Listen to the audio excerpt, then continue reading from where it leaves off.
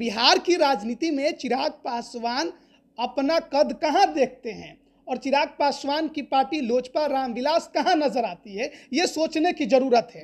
अब BJP, JDU और रालोजपा का जब गठबंधन था, उस दौरान बीजेपी और जेडीयू ने पशुपति पारस के लिए एक सीट छोड़ी थी। वैशाली की वो जो सीट थी स्थानीय निकाय कोटे की, वो सीट जब पशुपति पारस के लिए एनडीए गठबंधन छोड़ सकता है, तो फिर अब जबकि नीतीश कुमार गठबंधन का हिस्सा नहीं है और ऐसे में बीजेपी को बिहार में अपने सहयोगियों की जरूरत है।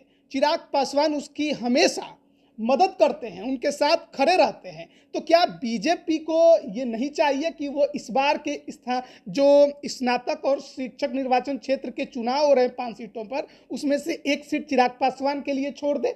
चिराग पासवान से दिल्ली में बंगला छीन लिया गया, बावजूद चिराग पासवान आज बीजेपी के साथ खड़े हैं, बावजूद चिराग पासवान अपने वोटर को बीजेपी के तरफ आकर्षित करने के लिए पूरी ताकत लगा देते हैं, रोड शो करते हैं, भाषण देते हैं। लेकिन जब बारी आती है कुछ देने की, तो बीजेपी चिराग पासवान से कन्ने क्यों काट लेती है? सवाल बड़ा है। बीजेपी के कहने पर चिराग पासवान ने जेडीयू के खिलाफ उम्मीदवार उतारे, उनके सीटों को घटवा दिया, लेकिन चिराग पासवान को उससे क्या मिला? चिराग पासवान के जो एक विधायक बने थे वो भी उनको छोड़कर जेडीयू में चले गए। चिराग पासवान का जो बिहार में अपना पार्टी का कार्यालय था वो चाचा ने छीन लिया। चिराग पासवान को जब बीजेपी के साथ की जरूरत थी, बीजेपी ने साथ नहीं दिया। तो फिर हनुमान ने अपने तरफ से तो पूरा त्याग किया, अपना पूरा सब कुछ बीजेपी के नाम कर दिया, लेकिन बीजेपी ने चिराग पासवान को क्या दिया? क्या केवल एक जेड कैटेगरी की सुरक्षा? चिराग पासवान भी अपना उम्मीदवार उतारे, पूरे दमखम के साथ उनको जिताने का प्रयास करे, ताकि चिराग पासवान जो कि बिहार विधान मंडल में शून्य हो गए हैं, ना विधानसभा में उनका कोई विधायक है, ना विधान परिषद में उनका कोई एमएलसी है, क्योंकि विधान मंडल का चुनाव चिराग पासवान लड़ते नहीं हैं, वो तो दिल्ली की राजनीति करते हैं, सांसद बनते हैं। तो बिहार में चिराग पासवान की पार्टी का विजन क्या है, ये विधानसभा में कौन बताएगा, ये विधान परिषद में कौन बताएगा? इसके लिए तो जरूरी है ना कि चिराग पासवान के जनप्रतिनिधि वहां भी हो। नमस्कार, आप देख रहे हैं लाइव बिहार। मैं हूं आपके साथ असलम अब्बास। हम बिहार की सियासत को लेकर आज आपको बताने जा रहे हैं। उसमें आपको एमएलसी चुनाव यानी 5 सीटों पर चुनाव होना है, और यहाँ हम आपको बताएंगे चिराग पासवान और बीजेपी को लेकर। बीजेपी यानी कि बीजेपी के हनुमान बिहार में कौन है, यानी चिराग पासवान, जो राम के हनुमान के रूप में बार बार कहते भी हैं और मीडिया में सुर्खियों के लिए जाने जाते हैं। तो 5 सीट का चुनाव होना है। क्या चिराग पासवान को सीट मिलेगा या ना मिलेगा, इसी पर हम विशेष चर्चा करेंगे। हमारे साथ सहयोगी राजमोहन मौजूद हैं, वो आपको एक एक करके बताएंगे। तो 5 सीट पर ही शुरू कीजिए। देखिए, बिहार विधान परिषद के 75 सीटों में से 5 सीटों पर इस बार चुनाव होने हैं, और पिछले बार भी हमने बताया था कि 2 सीटें स्नातक निर्वाचन क्षेत्र की हैं, 3 सीटें शिक्षक निर्वाचन क्षेत्र की हैं।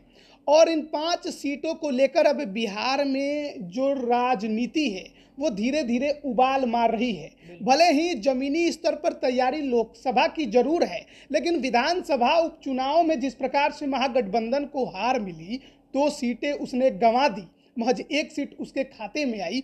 उसके बाद यह एमएलसी के सीट की जो चुनौती है वो महागठबंधन के लिए तो बहुत ज़्यादा कहिए कि गंभीर बना हुआ है कि अपने सीटों को बचाए।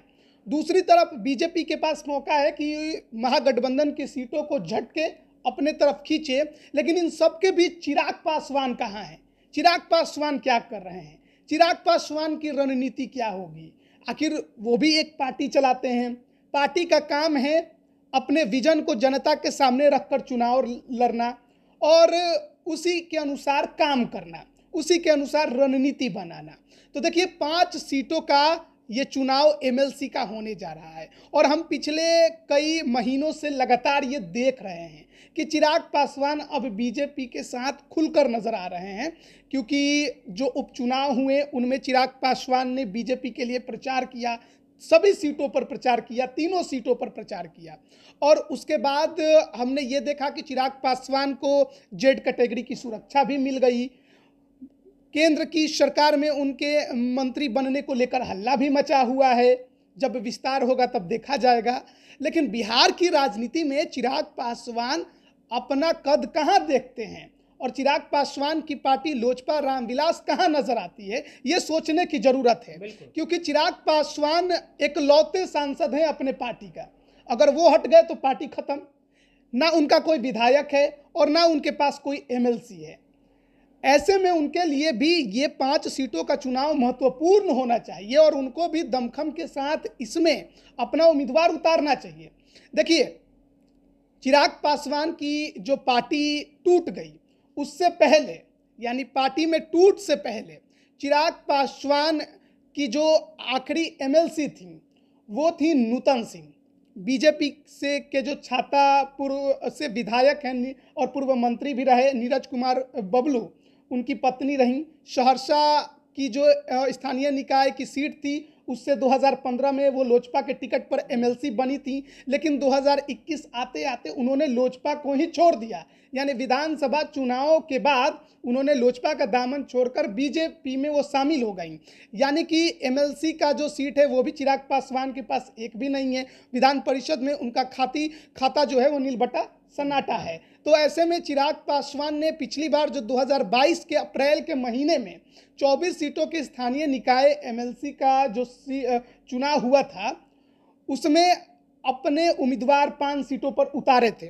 और वो 5 सीटें जो हैं वो मैं बता देता हूँ, गया, जहानाबाद, अरवल को जोड़कर 1 सीट, नालंदा, रोहतास, कैमूर, दरभंगा और सहरसा, मधेपुरा, सुपौल को जोड़कर 1 सीट। तो ये 5 सीटें थी जहां पर चिराग पासवान ने उम्मीदवार उतारे, जिनमें से 1 सीट नालंदा पर जो नरेश प्रसाद सिंह उनके उम्मीदवार थे वो दूसरे नंबर पर भी रहे। यानी कांटे की टक्कर जो है उन्होंने जेडीयू उम्मीदवार को दी थी, लेकिन कोई भी उनका उम्मीदवार चुनाव जीतने में सक्षम नहीं हो पाया। और अकेले दम पर चिराग पासवान ने अपना दम दिखाने की कोशिश जरूर की। लेकिन वहीं देखिए, उनके जो बिहार में सबसे बड़े प्रतिद्वंदी हैं वो कौन है? वो है चाचा पारस। अब बीजेपी, जेडीयू और रालोजपा का जब गठबंधन था उस दौरान बीजेपी और जेडीयू ने पशुपति पारस के लिए 1 सीट छोड़ी थी। वैशाली की वो जो सीट थी स्थानीय निकाय कोटे की, वो सीट जब पशुपति पारस के लिए एनडीए गठबंधन छोड़ सकता है तो फिर अब जबकि नीतीश कुमार गठबंधन का हिस्सा नहीं है और ऐसे में बीजेपी को बिहार में अपने सहयोगियों की ज़रूरत है। चिराग पासवान उसकी हमेशा मदद करते हैं, उनके साथ खड़े रहते हैं। तो क्या बीजेपी को ये नहीं चाहिए कि वो इस बार के जो स्नातक और शिक्षक निर्वाचन क्षेत्र के चुनाव हो रहे हैं 5 सीटों पर, उसमें से 1 सीट चिराग पासवान के लिए छोड़ दे? बिल्कुल, सवाल तो ये बड़ा सवाल बनता है कि जब पशुपति पारस के लिए 1 सीट छोड़ी गई तो फिर चिराग पासवान के लिए क्यों नहीं छोड़ी जाएगी? चिराग पासवान से ज़्यादा तो नरेंद्र मोदी का समर्थन मुझे नहीं लगता है कि पशुपति पारस ने कभी किया भी होगा। चिराग पासवान से दिल्ली में बंगला छीन लिया गया, बावजूद चिराग पासवान आज बीजेपी के साथ खड़े हैं। बावजूद चिराग पासवान अपने वोटर को बीजेपी के तरफ आकर्षित करने के लिए पूरी ताकत लगा देते हैं, रोड शो करते हैं, भाषण देते हैं, लेकिन जब बारी आती है कुछ देने की तो बीजेपी चिराग पासवान से कन्ने क्यों काट लेती है? सवाल बड़ा है। 2020 में भी हर कोई देख रहा था, जिस चिराग मॉडल की चर्चा हो रही थी कि बीजेपी के कहने पर चिराग पासवान ने जेडीयू के खिलाफ उम्मीदवार उतारे, उनके सीटों को घटवा दिया, लेकिन चिराग पासवान को उससे क्या मिला? चिराग पासवान के जो एक विधायक बने थे वो भी उनको छोड़कर जेडीयू में चले गए। चिराग पासवान का जो बिहार में अपना पार्टी का कार्यालय था वो चाचा ने छीन लिया।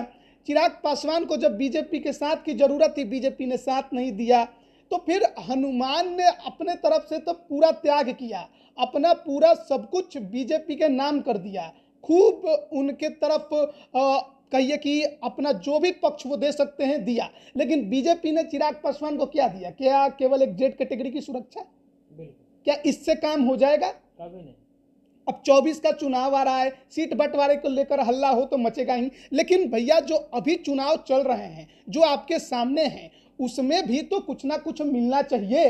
अगर इतना एनडीए के सहयोगी दलों का समर्थन करती है बीजेपी, उनका ख्याल रखती है, तो 1-2 सीट छोड़ दे कि चिराग पासवान भी अपना उम्मीदवार उतारे, पूरे दमखम के साथ उनको जिताने का प्रयास करें, ताकि चिराग पासवान जो कि बिहार विधान मंडल में शून्य हो गए हैं, ना विधानसभा में उनका कोई विधायक है, ना विधान परिषद में उनका कोई एमएलसी है, तो ऐसे में चिराग पासवान को भी ज़रूरत है कि अपने पार्टी का विस्तार तो वो बिहार के कोने कोने में करें, संगठन को मजबूत करें, लेकिन जहां पर प्रतिनिधियों को दिखाने की आवश्यकता होती है, जहां पर कानून बनाने की बात होती है, जहां पर जनता के मुद्दों को उठाया जाता है, जो कि रिकॉर्ड में रहता है, वहां पर भी तो उनका कोई प्रतिनिधि हो। क्योंकि विधानमंडल का चुनाव चिराग पासवान लड़ते नहीं हैं, वो तो दिल्ली की राजनीति करते हैं, सांसद बनते हैं। तो बिहार में चिराग पासवान की पार्टी का विजन क्या है, ये विधानसभा में कौन बताएगा, ये विधान परिषद में कौन बताएगा? इसके लिए तो जरूरी है ना कि चिराग पासवान के जनप्रतिनिधि वहां भी हो। अब तो विधानसभा का जब चुनाव होगा तब वहां पर प्रतिनिधि बनेंगे, लेकिन विधान परिषद के सीटों पर तो चुनाव होते ही रहते हैं, और 5 सीटों का जो चुनाव है उसमें आखिरकार एनडीए को या कहिए बीजेपी को चिराग पासवान को एक सीट देने में दिक्कत नहीं होनी चाहिए, जबकि आपको आगे चलकर अपने सहयोगियों को साथ रखने की ज़रूरत है। और अगर चिराग पासवान को इस बार कोई भी सीट नहीं दी गई 5 सीटों में, तो ये मान के चलिए कि फिर या तो चिराग पासवान बार्गेनिंग सही से नहीं कर पा रहे हैं, वो परिपक्वता उनके अंदर नहीं है, सौदा सही से नहीं होगा। हाँ, वही राजनीतिक परिपक्वता उनके अंदर नहीं है, इसलिए वो सौदा नहीं कर पा रहे हैं। या फिर बीजेपी केवल और केवल चिराग को झुनझुना देकर फुसलाने की और बहलाने की कोशिश कर रही है, जैसे कि उपेंद्र कुशवाहा आज अपने को झुनझुना बता रहे हैं जेडीयू में, वही हाल कहीं बाद में चिराग का भी ना हो जाए, अगर अभी सही समय पर वो चेत नहीं जाए और बीजेपी से अपने हक का जो डिमांड है वो अगर नहीं कर पाए। बिल्कुल। तो आप विधान परिषद के चुनाव को लेकर आप अभी सुन रहे थे, एक एक करके इन्होंने बताया है, आपको समझाया है। अब चिराग पासवान को कितना लाभ होता है, क्या सीट मिलता है या नहीं मिलता है, या मिलता है तो कैसा स्थिति होता है, या नहीं मिलने पर चिराग पासवान कौन सा एक्शन लेंगे या आगे कौन सा कदम बनाएंगे, तब तक के लिए आप लाइव बिहार के साथ बने रहिए। धन्यवाद। लाइव बिहार यूट्यूब पर सब्सक्राइब और फेसबुक पर लाइक जरूर करें।